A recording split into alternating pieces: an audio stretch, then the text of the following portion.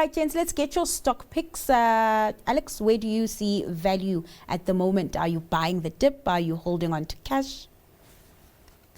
No, certainly looking to buy. So we've been quite favorable about SA Inc. at the moment. We think there's a lot of opportunity, specifically in the mid-cap space.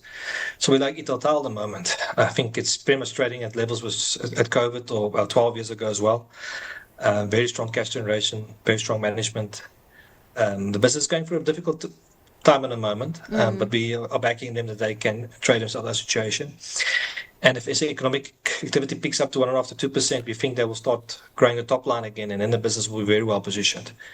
I think also in the meantime, it's very highly likely that Italtile will either do share buybacks or special dividends at the end results. Okay. So in the meantime, we're going to be paid handsomely double digits returns, we think, and option on perhaps a recovery over time. So we think it's one of the better opportunities at the moment in the retail space.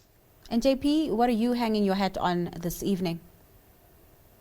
I'm picking an offshore share. It's a company I picked, I think, about a year and a bit ago as well. It is a business based in Kazakhstan, and the shares are listed in the US. It's called Kaspi. They operate the biggest fintech platform in Kazakhstan, so everything from banking to e-commerce, buying a car or a house, making payments, anything you can think of. Kaspi's platform is dominant in Kazakhstan. And then about a year ago, they bought majority control of a similar business in Turkey. That business just didn't have a bank.